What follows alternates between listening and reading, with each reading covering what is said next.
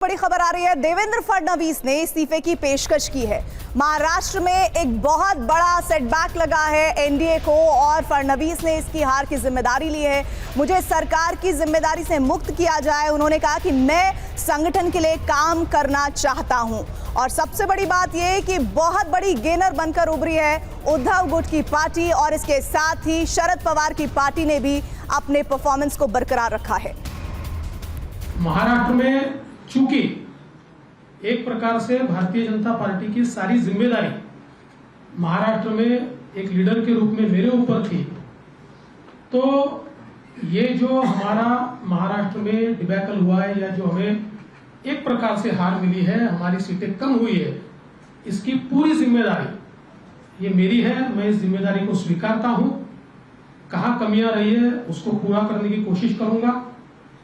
मैं भागने वाला आदमी तो हूं नहीं और जोरों से मैदान में उतरूंगा और हमारी पूरी पार्टी को साथ में लेकर हम लोग वापस नई स्ट्रैटेजी तैयार करेंगे और नई स्ट्रैटेजी तैयार करके हम लोग जनता के बीच जाएंगे।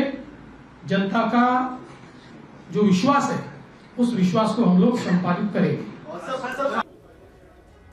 आनंद, महाराष्ट्र की राजनीति में देवेंद्र फडणवीस के इस्तीफे की पेशकश करने के जो तरीके हैं वो नए नहीं हैं, वो बीच बीच में ऐसा करते रहते हैं, लेकिन इस बार तो बहुत ही मामला गंभीर है क्योंकि बहुत बड़ा झटका न सिर्फ बीजेपी को लगा है, एनसीपी को लगा है और जो गेनर बनकर उभरी है थोड़ा बहुत जिसे कह सकते हैं वो है शिंदे गुट। और पूरा का पूरा जो फायदा हुआ है वो इंडिया गठबंधन को हो गया है महाराष्ट्र में। जी बिल्कुल, इंडिया गठबंधन को महाराष्ट्र में फायदा हुआ है। साथ ही साथ ऐसा भी लग रहा है कि उद्धव ठाकरे को जो सहानुभूति थी जनता की और शिवसेना समर्थकों की और शिव सैनिकों की, वो पूरी सहानुभूति जो है उद्धव ठाकरे के गुट को चली गई है। और यही वजह है कि जो झटका इतना बड़ा लगा है। और जो आपने अलायंस बनाया, यानी बीजेपी ने जो अलायंस भी बनाया, अजीत पवार के साथ बनाया हो या शिंदे सेना के साथ बनाया हो, तो जाहिर तौर पर वो अलायंस जो है वो जनता की कसौटी पर खरा नहीं उतरा। और वही वजह है कि जनता ने नतीजों में वो दिखा भी दिया, कहीं ना कहीं उसको खारिज भी कर दिया। और ये वजह जितना कम इन लोगों को सीटें मिली है उसको लेकर जाहिर तौर पर पूरा सोली जो ब्लेम है वो कहीं ना कहीं उद्धव ठाकरे के ऊपर, माफ कीजिएगा, देवेंद्र फडणवीस के ऊपर जाता है। और यही वजह है कि उन्होंने इस्तीफे की एक तरह से पेशकश कर दी है।